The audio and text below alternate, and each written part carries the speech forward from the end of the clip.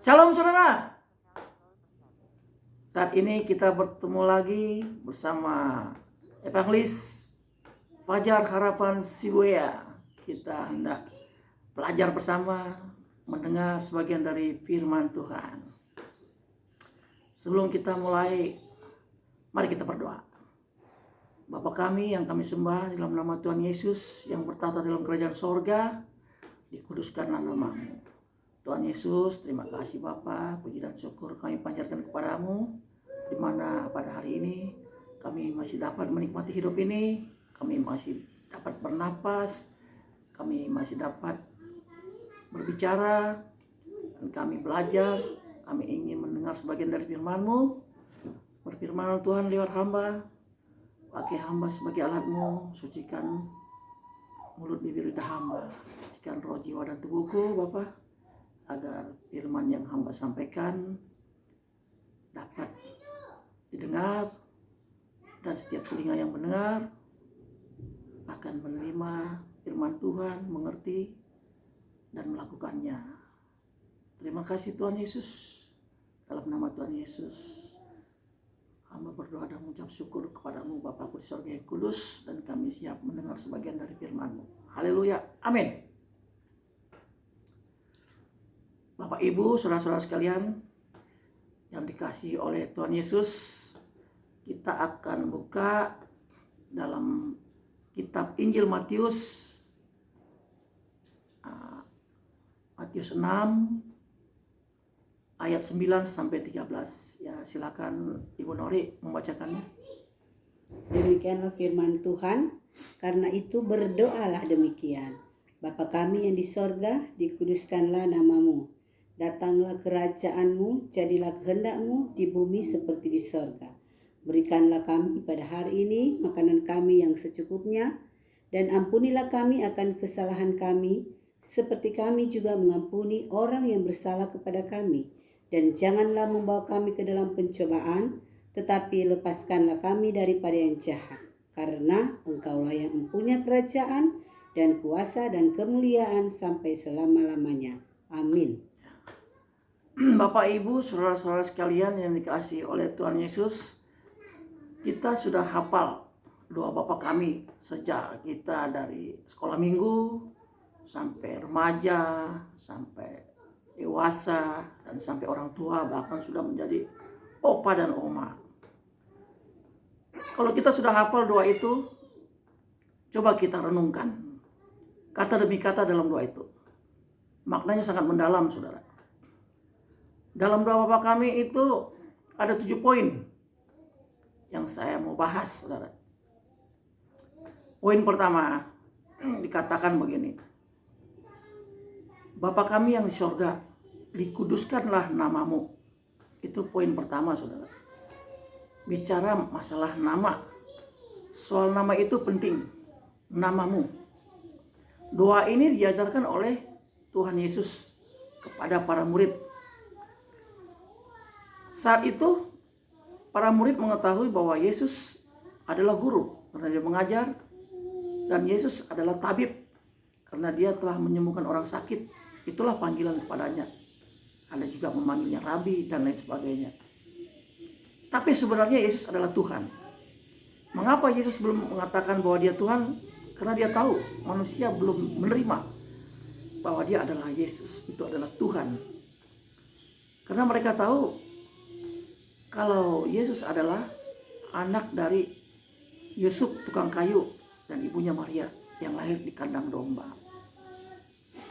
Untuk itu saudara, supaya saudara tahu siapa Bapa yang di sorga itu, yang dikatakan dikuduskanlah namamu, kita akan buka dalam kitab Injil Yohanes 17 ayat 11.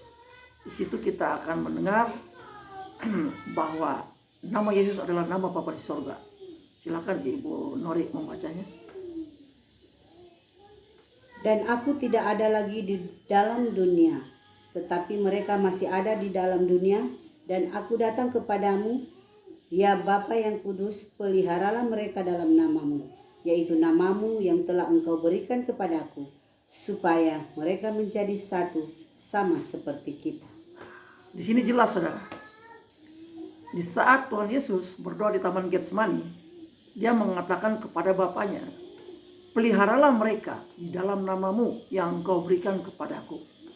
Itu nama Bapaknya diberikan kepada Yesus. Yesus adalah putra, yaitu Roh Kudus, Roh Allah yang menjelma jadi manusia. Dia datang ke dunia. Dan nama itu disampaikan oleh malaikat Gabriel. Di saat dia bertemu dengan Maria, dia katakan kepada Maria, apa saudara? Engkau akan mengandung bayi dalam kandunganmu dari Roh Kudus. Dan setelah lahir, dia akan melahirkan seorang bayi laki-laki dan berilah dia nama Yesus. Itu nama dari surga. Itu nama itu diberitakan oleh Gabriel, malaikat Tuhan. Dia mendapat perintah dari Bapa di surga untuk mengatakan itu kepada Maria. Jadi jelas saudara, dalam doa Bapa kami dikatakan, Bapa kami yang di sorga, dikuduskanlah namamu. Nama Bapa itu adalah nama Yesus. Dan ini telah menjadi perdebatan di seluruh dunia tentang Tritunggal. Dan itu sampai sekarang masih belum selesai. Nah, banyak kita dengar di dalam YouTube juga banyak perdebatan hal itu. Tapi di sini kita mengatakan itu sesuai dengan apa yang ada dalam Alkitab, dalam kitab Injil Yohanes.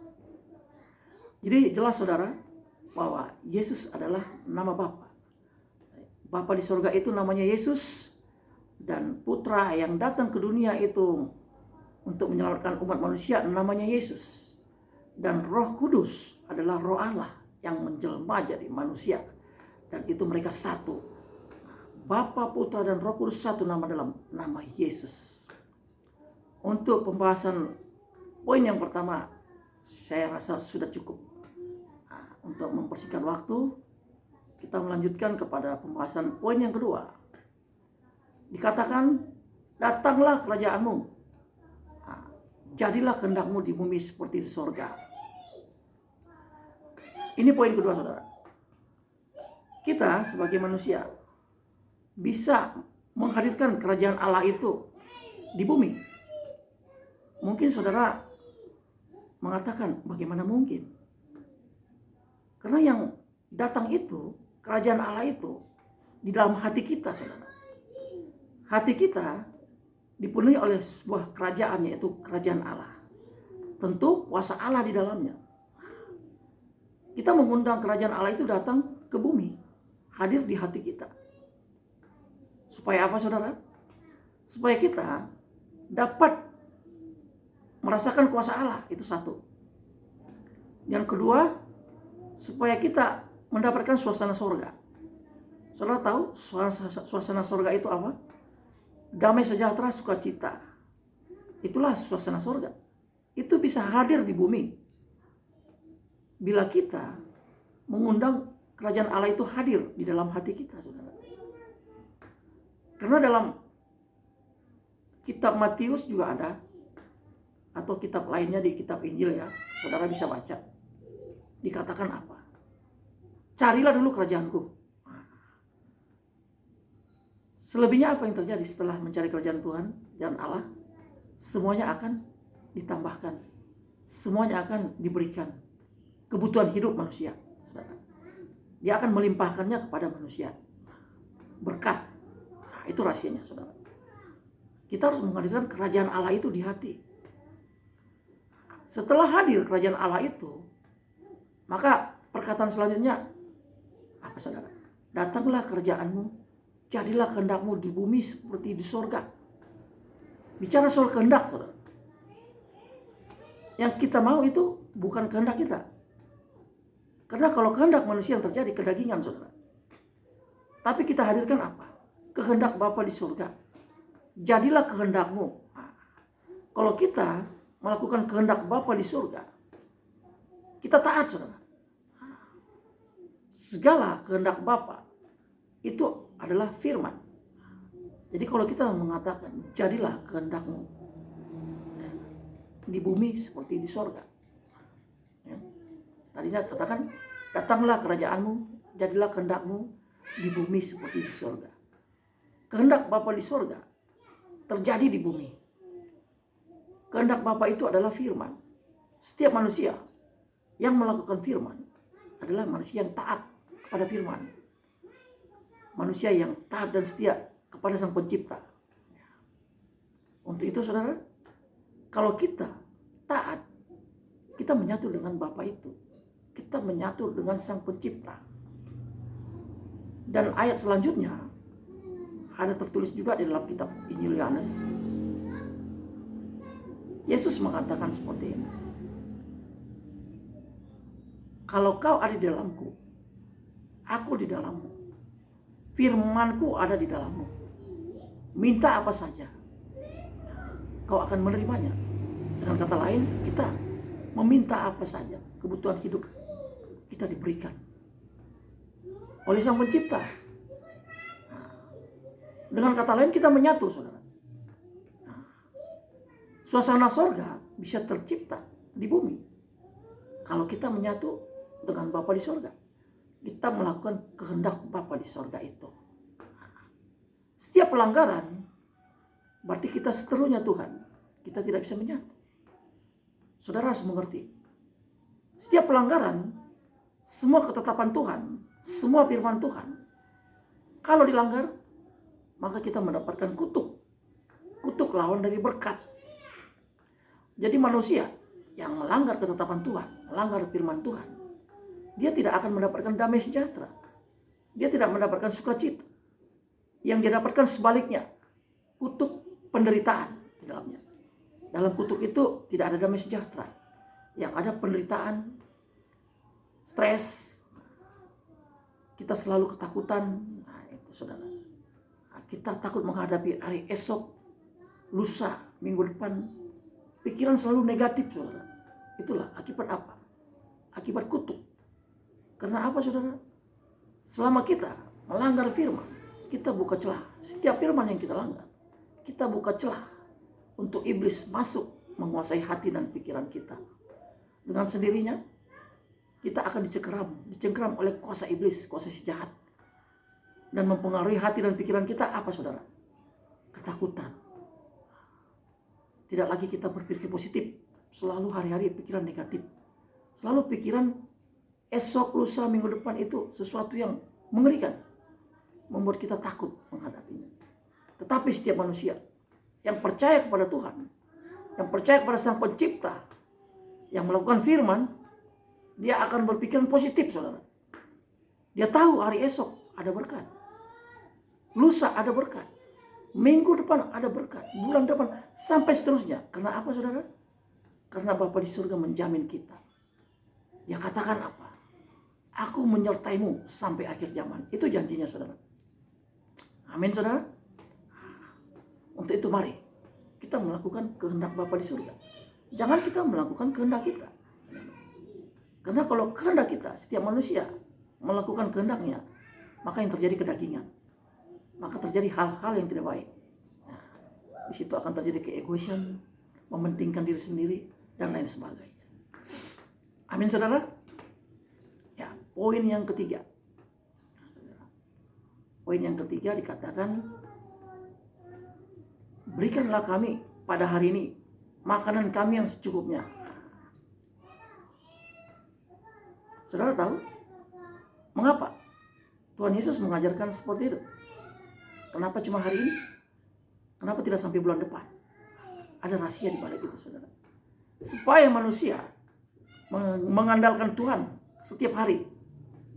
Untuk hari ini dia berdoa, berikanlah kami pada hari ini makanan kami yang secukupnya. Dan esok dia berdoa lagi, saudara, untuk mendapatkan makanan yang secukupnya. Kalau manusia berdoa hari ini sampai 1 bulan, dia akan berdoa lagi bulan depan setelah habis bahan makanannya. Sifat manusia seperti itu. Tuhan tahu itu. Makanya Tuhan mengajarkan hari ini. Besok lagi berdoa hari ini. Tapi sebelum itu, sebelum semua itu, sebelum kebutuhan hidup itu kita minta, kita harus mendulukan apa, saudara? Kita menghadirkan kerajaan Allah. Kita melakukan kehendak Bapa di surga. Karena manusia bukan hidup hanya karena makanan, saudara. Waktu Yesus dicobai, iblis mengatakan, jadikanlah roti ini menjadi makanan. Tapi Yesus mengatakan apa? Yesus berkata, manusia bukan hidup aja dari roti. Berarti manusia bukan hidup karena makanan saja, saudara. Tetapi manusia hidup karena firman. Setiap perkataan Tuhan adalah firman. Manusia tidak perlu takut akan hari esok, lusa, minggu depan, bulan depan. Tetap manusia akan dipelihara oleh Tuhan. Dan manusia tidak perlu khawatir. Yesus pernah berkata kepada bangsa Israel, burung di udara tidak menabur, tidak menuai, tapi mereka dapat hidup, dapat makan. Tuhan memelihara mereka. Sementara kita manusia, makhluk yang diciptakan oleh Tuhan, lebih mulia dari burung itu. Kenapa harus khawatir? Apakah kita tidak percaya lagi akan perkataan Tuhan, akan janji Tuhan? Tuhan mengatakan bahwa manusia bisa hidup karena firman. Dan manusia diciptakan sejak Adam dan Hawa. Manusia yang diciptakan pada saat itu diletakkan di Taman Eden. Taman Eden sudah tercipta. Pohon sudah menghasilkan buah. Tuhan menyediakan. Dia tidak membiarkan manusia kelaparan, saudara. Itu sebagai bukti bahwa Tuhan tahu kebutuhan manusia. Dia katakan apa? Semua buah yang ada di Taman Eden boleh kamu makan, kecuali satu, buah dari pohon pengetahuan. Untuk itu kita mengerti bahwa manusia diciptakan, Tuhan juga menyediakan kebutuhan hidupnya, makanan, saudara. Tapi mengapa sampai manusia keluar dari Taman Eden? Karena melanggar ketetapan Allah. Dilarang jangan memakan buah dari pohon pengetahuan, terbujuk oleh iblis lewat ular naga. Dan dia memakannya. Apa yang terjadi, saudara? Mereka kena kutuk, dikeluarkan dari Taman Eden. Dan mereka ketakutan. Mereka bersembunyi. Karena apa, saudara? Karena mereka telah melanggar ketetapan Tuhan. Mereka tahu itu salah. Setiap orang yang melakukan kesalahan pasti akan takut. Ada perkataan di dunia juga seperti itu. Manusia takut karena salah, berani karena benar. Tapi kita manusia, jangan takut. Tuhan menyediakan kebutuhan hidup kita. Selama kita melakukan firman, selama kita mendahulukan kerajaan Allah dulu, kita cari kerajaan Allah, maka semuanya akan dilimpahkan, akan ditambahkan. Dengan kata lain, kita akan diberkati. Amin, saudara. Makanan pasti ada. Sandang pasti ada. Sandang adalah bicara tentang pakaian dan kebutuhan yang lainnya. Sandang pangan. Itu pasti dicukupkan oleh Tuhan kita. Jadi kita gak perlu takut menghadapi kehidupan ini. Amin, saudara. Poin yang keempat. Ampunilah kami seperti kami mengampuni orang yang bersalah kepada kami. Saudara mengerti arti ayat ini? Dalam ayat ini intinya adalah tabur tuai. Siapa yang menabur, dia menuai. Setiap manusia ingin diampuni, dia harus mengampuni, saudara. Kalau tidak mengampuni, dia tidak diampuni. Tuhan Yesus mengatakan, kita harus mengasihi musuh. Musuh di situ adalah orang-orang sekeliling kita yang menyakiti hati kita, yang menipu kita. Mereka itu kita ampuni, saudara. Supaya apa? Supaya kita diampuni.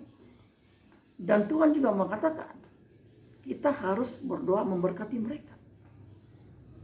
Walaupun mereka itu mengeluarkan kata-kata hinaan, sumpah serapah, bahkan kata kutuk, tapi kita harus memberkati mereka. Tidak mengeluarkan kata yang sama. Sebab apa, saudara? Apa yang kita tabur, itu yang kita tuai.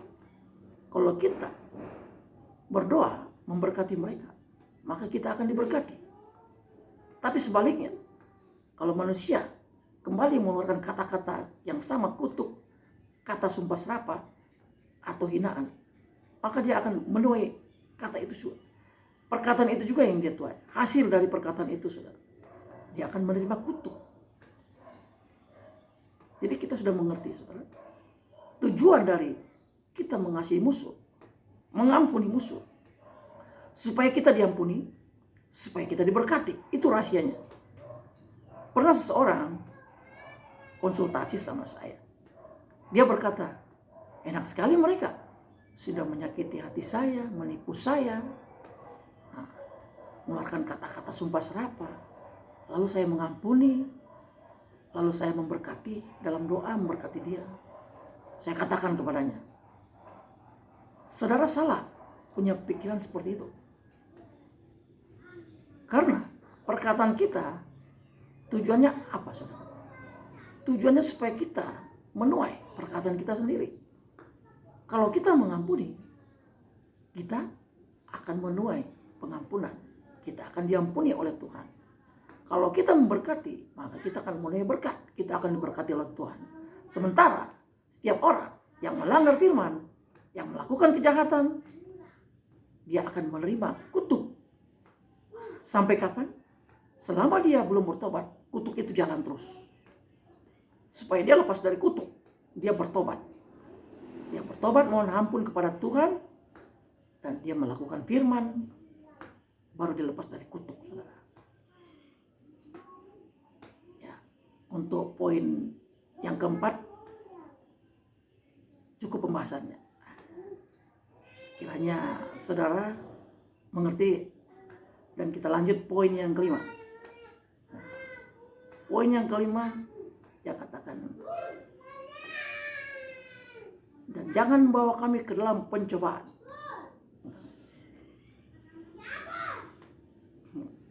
Ini perkataan ini tidak main-main, saudara.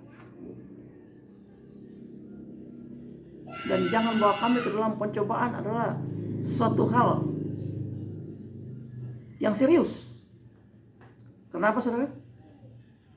Sebuah pencobaan adalah penderitaan. Saudara pernah mendengar cerita Ayub? Dia mengalami pencobaan yang sangat luar biasa, mengerikan. Pencobaan itu datang dari iblis. Dia mengatakan apa kepada Tuhan?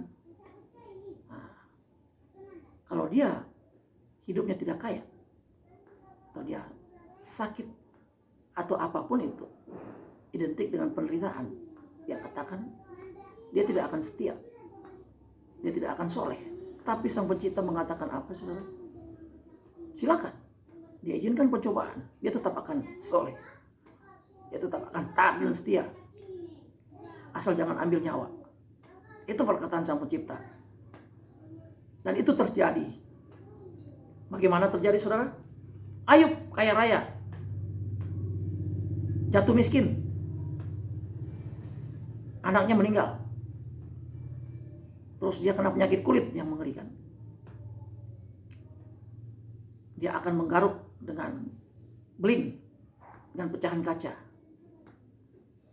Dan istrinya juga mengatakan supaya dia mengutuk Sang Pencipta Tuhannya.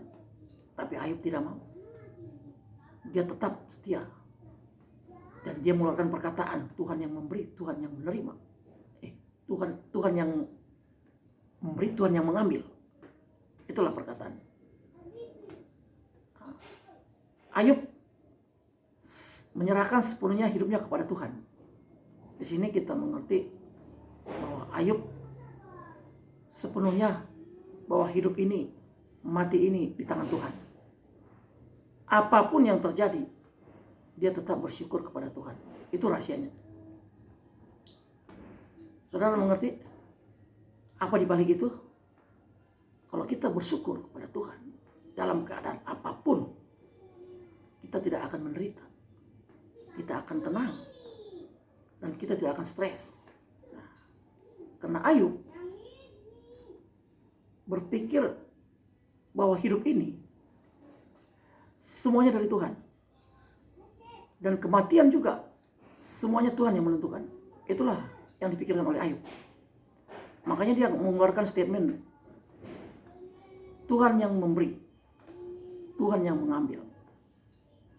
Itu statement itu dikeluarkan Ayub karena dia menyerahkan sepenuhnya hidupnya kepada Tuhan. Yang jadi pertanyaan apa, saudara? Apakah manusia sanggup menghadapi cobaan seperti Ayub? Jadi jangan main-main dengan pencobaan. Emang selanjutnya Ayub melewati itu sukses, saudara. Dikembalikan kembali semua kekayaannya, diberikan lagi istri dan anak-anak, dan dia kembali kaya raya, kembali berbahagia bersama istri dan anak-anaknya. Itu akhir dari cerita Ayub. Itulah yang dituai dari setia kepada Tuhan. Untuk kita manusia, kalau tidak sanggup mengalami pencobaan, hati-hati dengan perkataan pencobaan. Baik dalam kata-kata sehari-hari, baik dalam lagu. Ada lagu-lagu yang mengatakan ujilah, cobailah. Hati-hati, saudara. Kalau udah sanggup, ya silakan saja. Siap menerima akibatnya, itu, saudara. Tapi kalau udah terjadi, jangan salahkan siapa-siapa. Karena harus siap menjalaninya. Makanya kita jangan sembarangan menyanyikan lagu atau mengucapkan kata-kata yang isinya pencobaan dan ujian yang orang-orang rohani, hamba-hamba Tuhan mengatakan itu nanti naik level. Bagi saya nggak seperti itu. Kita ini hidup di dunia ini, Tuhan tujuannya memberikan manusia itu rancangan yang indah. Manusia diciptakan oleh Tuhan untuk menikmati hidup, saudara. Supaya apa? Supaya manusia selalu memuji Tuhan. Karena kalau manusia hidupnya menderita, dia susah memuji Tuhan. Tapi kalau dia hidupnya senang, bahagia, damai sejahtera, happy, dia bersyukur selalu kepada Tuhan. Itulah rahasianya. Makanya Tuhan juga memberikan rancangan kepada manusia, rancangan yang indah, rancangan damai sejahtera, rancangan keselamatan. Jadi manusia ini hidupnya happy. Nah, itulah istilah sekarangnya, bahagia. Jadi untuk urusan pencobaan itu, Tuhan Yesus sendiri mengatakan, jangan membawa kami ke dalam pencobaan. Itu yang mengatakan itu Tuhan Yesus sendiri, saudara. Supaya manusia terhindar dari pencobaan itu. Amin. Untuk itu hati-hatilah dalam menyanyi.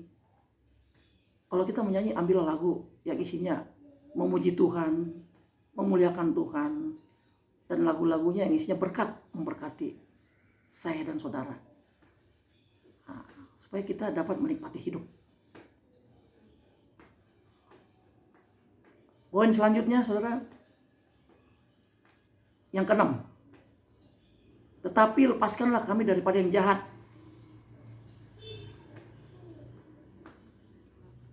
Ayat ini mengatakan manusia berusaha supaya keluar dari cengkeraman si jahat. Dan manusia memohon kepada Sang Pencipta. Kita bisa, manusia, terlepas dari si jahat hanya dengan kuasa dari Bapa di surga. Hanya kuasa dari Tuhan Yesus.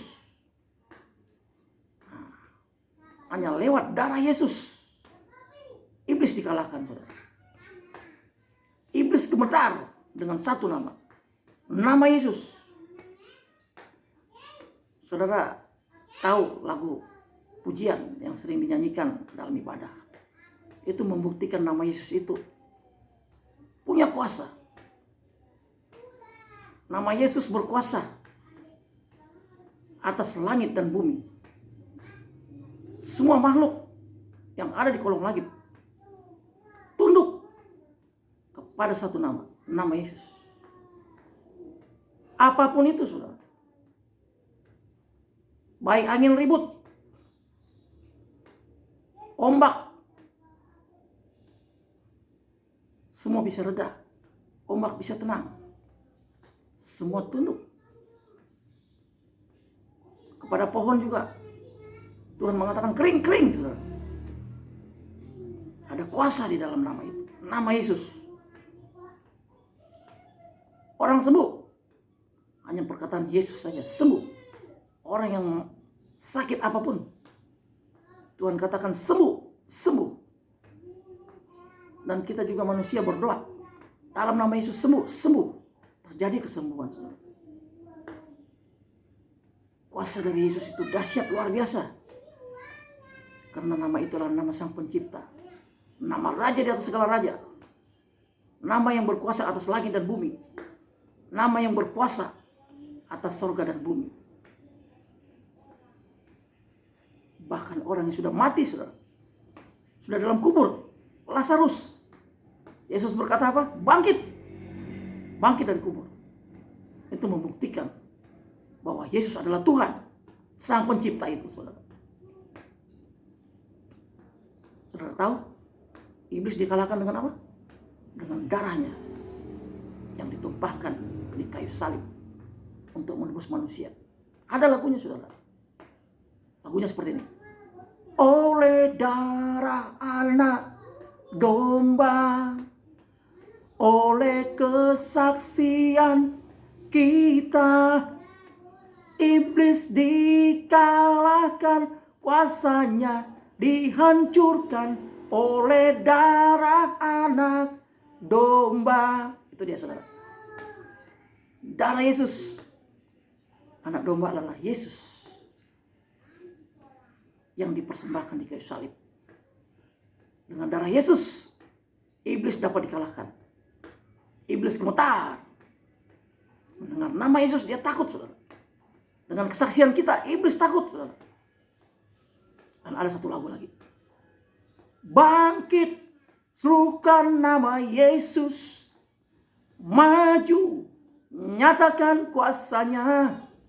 Kita buat iblis gemetar, saudara. Kalahkan tipu dayanya iblis penipu. Dengan apa? Dengan kuasa namanya. Nama Yesus berkuasa. Nama Yesus, menara yang kuat. Nama Yesus, kota benteng yang teguh. Nama Yesus, kalahkan semua musuh. Siapa musuh, saudara?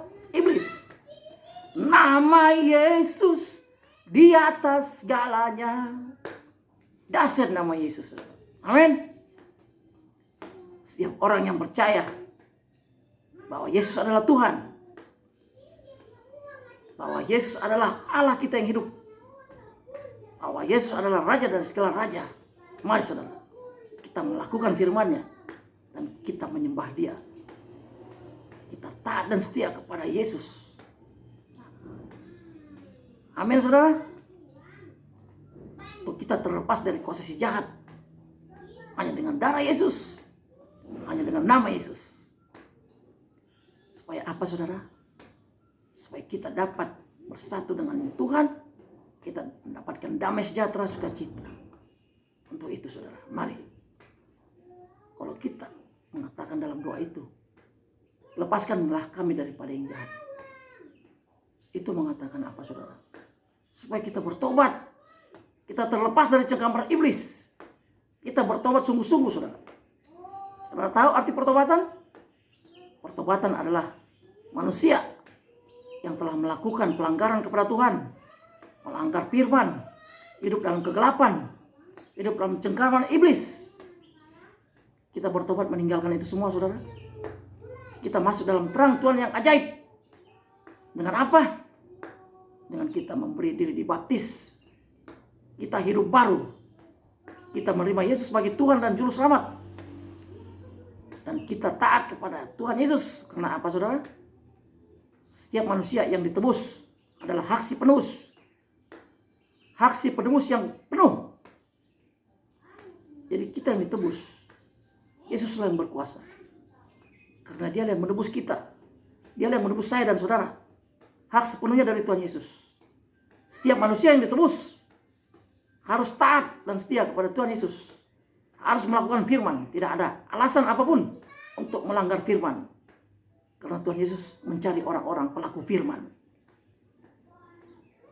Banyak alasan yang kita dengar dari hamba Tuhan, pendeta yang berkhotbah sering mengatakan apa? Daging lemah, roh penurut. Seolah-olah manusia apa? Mau melanggar firman. Seolah-olah manusia tidak sanggup melakukan firman. Hati-hati saudara. Tidak ada alasan bagi Tuhan Yesus untuk melanggar firman. Dia katakan apa? Yang dia cari adalah pelaku firman. Saudara bisa baca ayat-ayat di Matius. Tidak semua orang yang mengatakan Tuhan, Tuhan akan masuk ke dalam kerajaan sorga.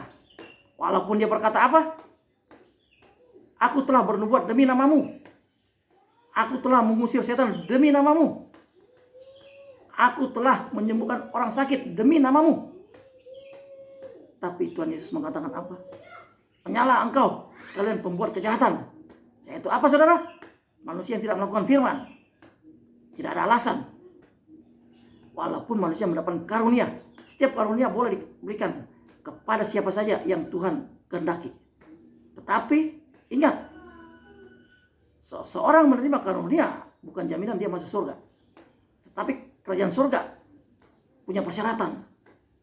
Orang-orang yang melakukan firman. Setiap manusia yang bertobat, yang ditebus oleh Yesus di kayu salib, dia harus melakukan firman. Mengapa saudara?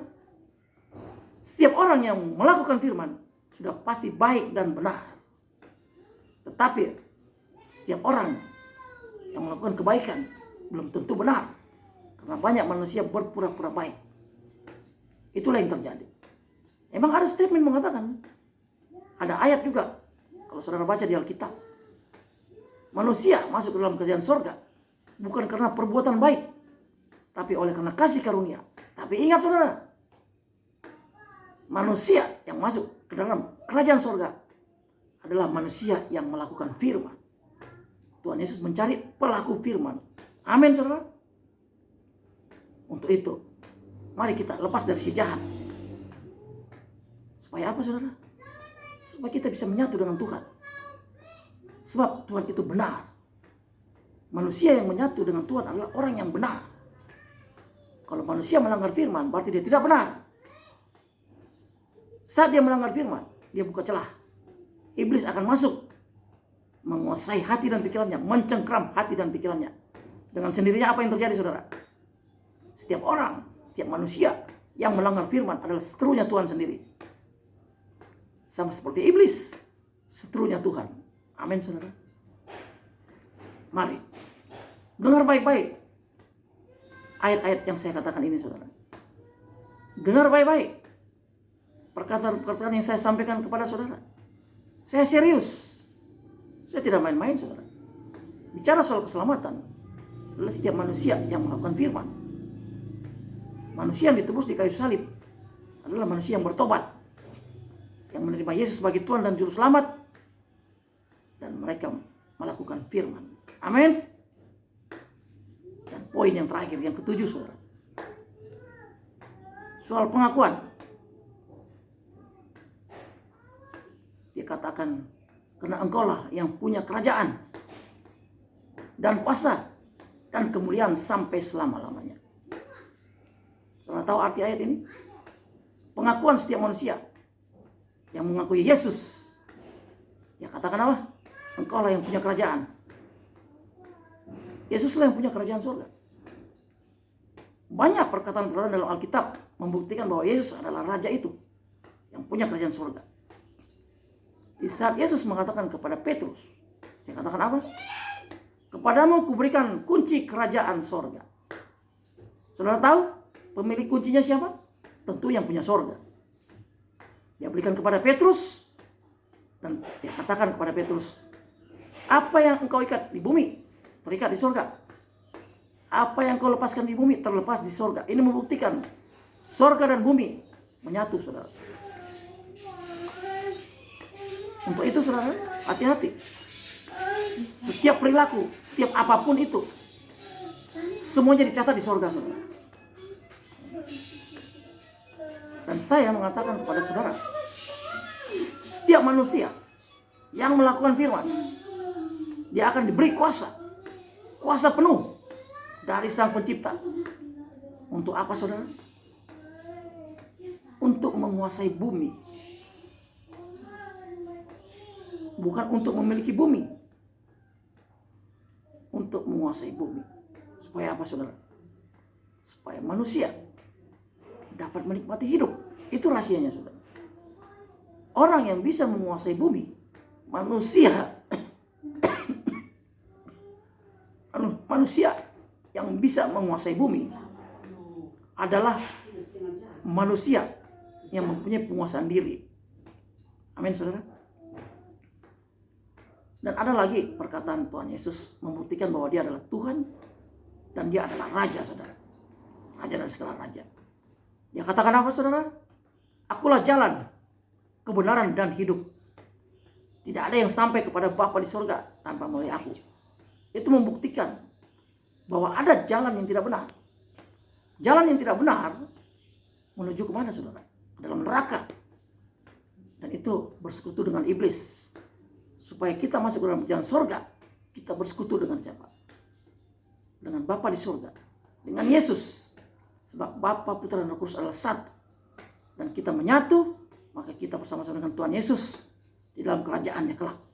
Setelah kita mati meninggalkan dunia ini, kita bersama dengan Yesus di dalam kerajaannya, yaitu kerajaan sorga. Dan ada lagi perkataan membuktikan bahwa Yesus adalah Tuhan. Saat Filipus mengatakan apa, saudara? Coba tunjukkan wajah Bapa kepada kami agar kami mengenal Dia. Yesus mengatakan apa kepada Filipus? Hai Filipus, sekian lama engkau bersamaku, engkau tidak mengenal aku. Dia katakan seperti itu. Kalau kau melihat aku, kau telah melihat Bapa di surga. Itu membuktikan bahwa Yesus mengatakan dirinya Bapa itu sendiri, saudara. Amin. Mari saudara, mari kita percaya sepenuhnya, sungguh-sungguh bahwa Yesus adalah Tuhan. Yesuslah Sang Pencipta. Karena ayat yang terakhir, poin ketujuh adalah pengakuan bahwa Yesus adalah Raja dari segala raja itu. Engkaulah yang punya kerajaan dan kuasa dan kemuliaan sampai selama-lamanya. Saudara tahu ayat itu mengatakan bahwa Yesuslah yang berkuasa atas langit dan bumi. Amin. Sampai di sinilah khotbah saya. Kiranya saudara-saudara dapat mengerti apa yang telah saya sampaikan. Dan kita melakukan firman dan kita menyatu dengan Tuhan Yesus. Agar apa, saudara? Agar terjadilah firman, kau di dalamku, aku di dalammu, firmanku di dalammu. Dan minta apa saja, kita akan menerimanya, Tuhan memberikannya. Dan kita akan hidup damai sejahtera, sukacita di bumi. Sampai kita meninggalkan dunia ini, kita bersama-sama dengan Tuhan Yesus dalam kerajaannya, kerajaan sorga. Amin.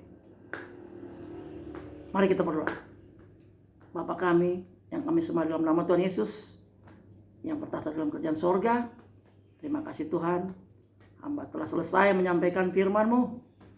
Kiranya firman itu dapat didengar, dapat diterima setiap telinga yang mendengarnya dan menerimanya dan melakukannya. Dan firman itu dapat bertumbuh dalam hati dan pikirannya, bertumbuh sampai menghasilkan buah.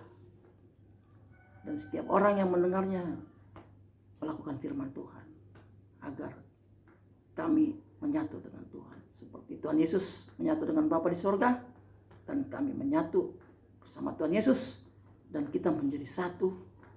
Maka genaplah firman Tuhan, kalau engkau di dalamku, aku di dalammu, firmanku di dalammu, maka minta apa saja, kita akan menerima. Tuhan Yesus memberikannya kepada kami, dan kami dapat menikmati hidup ini. Kami dapat hidup dengan damai sejahtera, sukacita. Dan setelah kami meninggalkan dunia ini, kami akan bersama-sama dengan Tuhan Yesus di dalam kerajaan surga sampai selama-lamanya. Terima kasih Tuhan Yesus, urapi hamba, penuhi hamba dengan kuasa Roh Kudus-Mu. Biarlah seluruh hidup hamba, seluruh roh, jiwa, dan tubuhku, ku persembahkan kepada Tuhan Yesus sebagai persembahan yang hidup bagi hamba sesuai dengan kehendak-Mu. Terima kasih Tuhan, dalam nama Tuhan Yesus yang adalah Tuhan dan Selamat. Kasih jiwaku, hamba berdoa dan mengucap syukur kepadamu, Bapakku di sorga yang kudus. Haleluya, amin.